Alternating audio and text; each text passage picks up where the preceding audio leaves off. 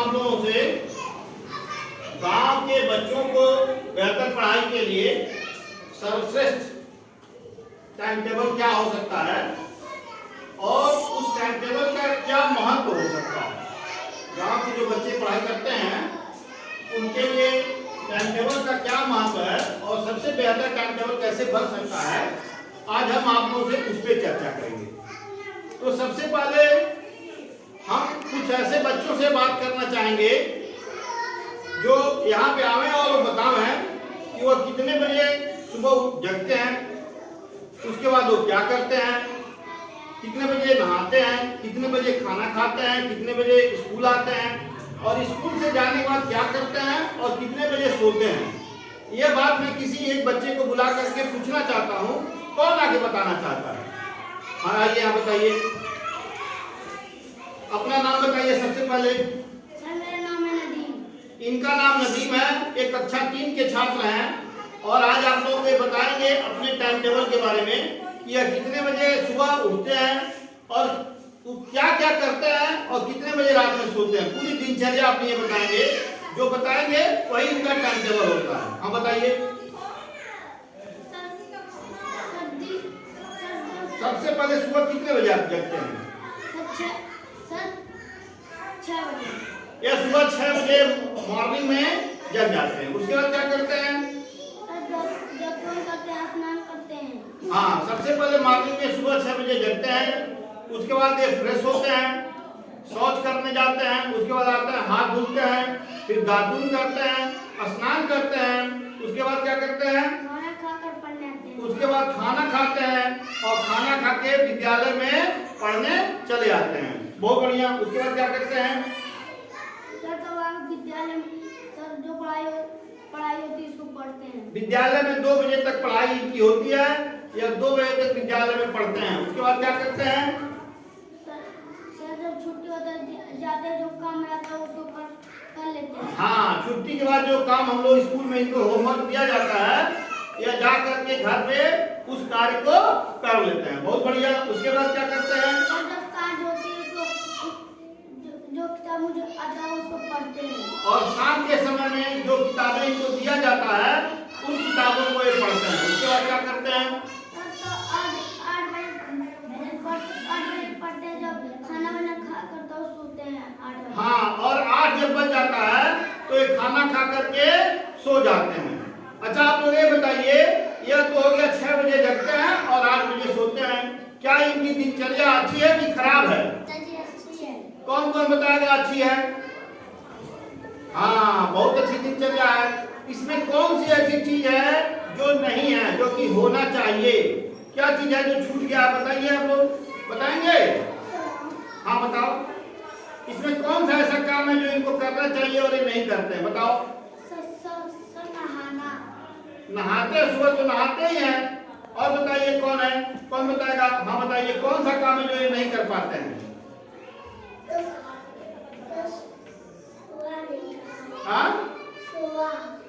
हाँ, खेल नहीं खेलते हैं, योगा नहीं करते हैं। यह भी जीवन का एक बहुत ही महत्वपूर्ण अंग है। खेल, योगा और मनोरंजन अपने पूरे दिनचर्या में इन्होंने नहीं बताया है। वह भी एक जीवन का बहुत ही जरूरी अंग है जिसे हम लोगों को रोज करना चाहिए। चलिए, तो हम अभी आपसे बात करेंगे। चलिए, बहुत अच्छा है, चलिए बैठिए। सबसे पहले हम आपको बताएंगे कि क्योंकि आप लोग गांव के बच्चे हैं, प्राथमिक विद्यालय में पढ़ने वाले बच्चे हैं, तो हम आपको बताएंगे कि कैसे क्या क्या किया जाता है। ठीक है? तो सबसे पहले जरूरी है कि अपनी पढ़ाई के लिए आप एक लॉन्ग टर्म गोल बनाइए और एक शॉर्ट टर्म गोल बनाइए। लॉन्ग टर्म गोल में यह होता है कि उस गोल में पूरे जो किताब जो दिया गया है, पूरा जो पाठ्यक्रम है, उस पाठ्यक्रम को, पूरे किताब का जो पाठ्यक्रम है उसको पहले साल में, फिर महीनों में, फिर महीने में कितना पढ़ना है, कितना चैप्टर पढ़ना है, फिर उतने चैप्टर को 15 दिन में कितना पढ़ना है, फिर सप्ताह में, और सप्ताह के बाद पूरे दिन में उस सिलेबस को बांट लीजिए। ये हो गया लॉन्ग टर्म और शॉर्ट टर्म गोल। और उसको ये देखिए कि जिस दिन का जो टॉपिक टॉपिक है या जिस दिन का जो सिलेबस आपने बांटा है पढ़ने के लिए, क्या आपने उस दिन को पढ़ लिया कि नहीं पढ़ लिया? पहली बात ये हो गया। दूसरी बात यह है, सिलेबस के अनुसार अपने सभी विषयों की एक लिस्ट बनाइए। जितने विषय आप पढ़ते हैं, जितनी भी किताबें पढ़ते हैं, जैसे हिंदी हो गया, अंग्रेजी हो गया, गणित हो गया, सामाजिक विषय हो गया, संस्कृत हो गया और खेल कूद का विषय हो गया, कला हो गया, तो जितने भी विषय हैं उन विषयों की एक लिस्ट बनाइए और उस लिस्ट में अपनी दिनचर्या में, टाइम टेबल में उन सभी विषयों को शामिल करिए। कहीं ऐसा ना हो कि कोई एक विषय आपसे छूट जाए। तीसरा जो पॉइंट है वह पॉइंट ये बताता है, अपने विषय की पकड़ के अनुसार प्रायोरिटी सेट करें। देखिए, विषय की जो पकड़ है, माने किस विषय में आप बहुत अच्छे हैं, तो जिस विषय में आप बहुत अच्छे हैं पढ़ाई में, उस विषय को कम प्रायोरिटी करेंगे। लेकिन कुछ विषय ऐसे हैं जिसमें आपका मन नहीं लगता है या आप उसमें कमजोर हैं, उसको प्रायोरिटी लिस्ट में सबसे ऊपर, सबसे पहले स्थान पर सेट करिए, सबसे पहले स्थान पर रखिए। जैसे कुछ बच्चे ऐसे हैं जिनको गणित नहीं आता है, तो जिनको गणित नहीं आता है, मैथमेटिक्स नहीं आता है, उनको अपनी टाइम टेबल में मैथमेटिक्स के लिए अन्य विषयों से थोड़ा ज्यादा समय देना चाहिए। जब ज्यादा समय देंगे तभी ना वो विषय अच्छा से तैयार हो पाएगा और मजबूती से आप उसको प्रैक्टिस कर पाएंगे। तो प्रायोरिटी सेट करना बहुत जरूरी है अपनी क्षमता के अनुसार। पढ़ाई के अलावा खेल कूद के लिए भी समय निर्धारित होना चाहिए। जब भी आप टाइम टेबल बनाइए तो उस टाइम टेबल में पढ़ाई के साथ साथ आपको खेल कूद के लिए भी एक निर्धारित समय होना चाहिए और यह समय 24 घंटे में कम से कम आधा घंटा से 1 घंटे से कम नहीं होना चाहिए। समझ में आया कि नहीं समझ में आया? 1 घंटे से कम खेल कूद, योगा, मेडिटेशन से कम नहीं होना चाहिए 24 घंटे में आप देखेंगे। चलिए, रोज के कार्यों के लिए भी एक चेक शीट बनाइए। जैसे आपका रोज का जो कार्य है उस कार्य के लिए एक चेक शीट बनाइए और जो काम कर लीजिए उस पर टिक कैसे मारते रहिए कि आज हमारा ये काम कंप्लीट हो गया, आज हमको गणित का था या चैप्टर पढ़ना था, चैप्टर नंबर 5 हो गया कंप्लीट, इसका रिवीजन करना था, हो गया कंप्लीट। यह चेक शीट बनाना बहुत आवश्यक है। उसके बाद रिवीजन का जो समय है, जाइए, उसके बाद से रिवीजन जो है, रिवीजन भी बहुत महत्वपूर्ण होता है। रिवीजन का समय भी निर्धारित होना चाहिए। प्रतिदिन जो है रिवीजन का समय, आप चाहे जितना भी पढ़ रहे हैं, लेकिन अगर आप रिवीजन नहीं करते हैं तो पढ़ाई का कोई मतलब नहीं होगा, क्योंकि आगे आगे पढ़ते जाएंगे और पीछे पीछे जो है आप भूलते हुए चले जाएंगे। इसलिए जो भी आप पढ़ रहे हैं उसका रिवीजन बहुत जरूरी है। अच्छा, पढ़ाई के साथ साथ एक बहुत महत्वपूर्ण चीज है, वह होता है अच्छी नींद। जब भी आप टाइम टेबल बनाइए तो उसमें कम से कम 6 से 8 घंटे तक की एक गहरी नींद के लिए भी समय जरूर निर्धारित करिए, क्योंकि अगर नींद अच्छी नहीं होगी तो फिर आपकी पढ़ाई में मन नहीं लगेगा और आपका स्वास्थ्य अच्छा नहीं होगा। इसलिए महत्वपूर्ण है कि आपकी नींद जो है गहरी होनी चाहिए। टाइम टेबल में अच्छी नींद का भी बहुत होना बहुत ही जरूरी होता है, बहुत महत्वपूर्ण होता है। छोटे छोटे ब्रेक लेके पढ़ाई करें। जब भी बच्चों, जब भी आप पढ़ाई करते हैं तो लंबे समय तक के लिए ना पढ़ाई करिए। जैसे एकदम एक ही बार 2 घंटे 3 घंटे नहीं बैठ के पढ़िए, आधा घंटे पढ़िए, एक सवाल लगाइए, जब वो सवाल कंप्लीट हो जाए तो 30 सेकंड के लिए या 1 मिनट के लिए घूम के आइए, फिर बैठ के आधा घंटा पढ़िए, 45 मिनट पढ़िए। इससे जो है पढ़ाई में आपका मन लगता रहेगा और आप अच्छे ढंग से पढ़ पाएंगे। चलिए, शेड्यूल के टाइम का सदुपयोग करें। जब भी आपका टाइम टेबल है और पढ़ाई के लिए टाइम टेबल बना हुआ है, उस टाइम टेबल का आप सदुपयोग करिए, उसको बेहतर ढंग से उस समय का उपयोग करिए। ना उस समय में आप पढ़ने के लिए पढ़ने की टेबल पर बैठे हैं और काम दूसरा कर रहे हैं या कुछ और सोच रहे हैं, ऐसा नहीं होना चाहिए। आपको उस समय का बेहतर सदुपयोग करना चाहिए।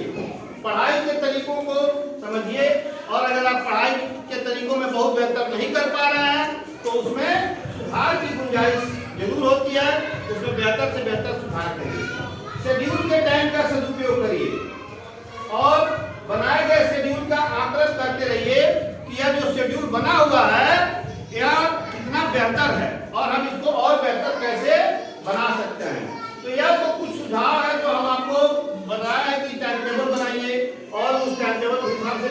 आपको क्या फायदा होगा।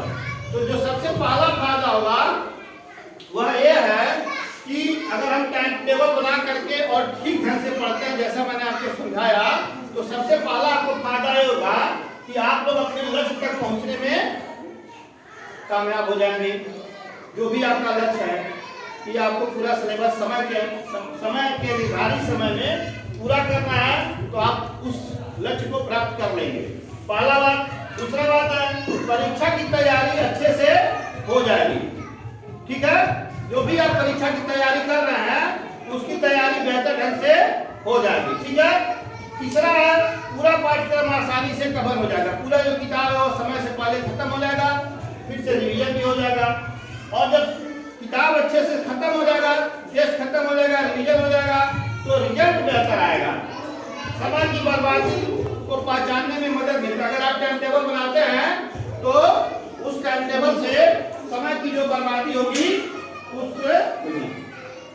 उस समय की बर्बादी से आप जो है उसको पहचान लेंगे कि कहाँ पे समय बर्बाद हो रहा है और हमको कहाँ पे समय को बर्बाद नहीं करना है। समझ में आ गया? यह बहुत महत्वपूर्ण चीज है। लॉन्ग टर्म स्टडी में थकान और बोझिल नहीं होगा। जब भी आप लंबे समय 4 घंटा 5 घंटा जब पढ़ाई करने बैठेंगे तो आधा 1 घंटे के लिए मैंने बताया ना ब्रेक लेना है। तो जब भी आधा घंटे का ब्रेक लेंगे तो आपको थकान और बोझा नहीं महसूस होगा और आप एक खुशनुमा ढंग से बेहतर ढंग से पढ़ाई कर सकते हैं। सातवां जो होगा, पढ़ाई में हो रहा जो प्रोग्रेस है उसका आकलन आप कर सकेंगे कि आपने कितना बेहतर ढंग से पढ़ाई किया है और उसका क्या रिजल्ट है और कहाँ पे सुधार की गुंजाइश है। हर विषय कवर होते रहते हैं, कोई भी विषय छूटता नहीं। जब भी आप टाइम टेबल बना के पढ़ेंगे तो चूंकि टाइम टेबल में सभी विषयों को प्रॉपर स्थान दिया गया है, उसी टाइम शेड्यूल में आपको हर एक विषय पढ़ने के लिए मिलेगा, तो सभी विषय कवर हो जाएंगे और कोई भी विषय छूटेगा नहीं। इससे एक बड़ा फायदा ये होगा कि सभी विषयों पे आपकी समान पकड़ बनी रहेगी। उसके बाद से कमजोर विषयों को भी बेहतर बनाया जा सकता है। जब आप सभी विषय पढ़ेंगे और अपनी प्रायोरिटी को यहाँ सेट करेंगे तो जो विषय कमजोर होगा वह विषय आप बेहतर ढंग से तैयार कर लेंगे। जो बेहतर ढंग से कमजोर विषय को तैयार करेंगे तो वह विषय बहुत बेहतर हो सकता है। जैसे किसी बच्चे को अंग्रेजी नहीं आती है, तो जिसको अंग्रेजी नहीं आती है वो अंग्रेजी के लिए थोड़ा ज्यादा समय देगा, उसको ज्यादा रिवाइज करेगा, उसका ज्यादा टेस्ट देगा। तो जब ज्यादा टेस्ट देगा तो उसको अंग्रेजी और अच्छे से आने लगेगा। टाइम टेबल बनाकर जो है ये सबसे महत्वपूर्ण बात आपको बताता है। अभी जब टाइम टेबल बना करके मैं आप लोगों को दूंगा तो उस टाइम टेबल को बना करके आप लोग कभी भी उसको कॉपी के अंदर मत रखिएगा, उसको दीवार पे ऐसे चिपका दीजिएगा और देखते रहिएगा कि जो टाइम टेबल मैंने बनाया है उस टाइम टेबल का मैं कितना फॉलो कर रहा हूँ। और फॉलो नहीं हो पा रहा तो उसको फॉलो करने का प्रयास करिए। उसके बाद से है टाइम टेबल में 24 घंटे का जो आप टाइम टेबल बनाएंगे उसमें अपने दैनिक कार्यों के लिए, सोने के लिए और मनोरंजन के लिए योग और कसरत को भी इस टाइम टेबल का एक महत्वपूर्ण अंग बनाइए। जब इस तरह से आप करेंगे तो आपका जो जीवन होगा बहुत बेहतर हो जाएगा।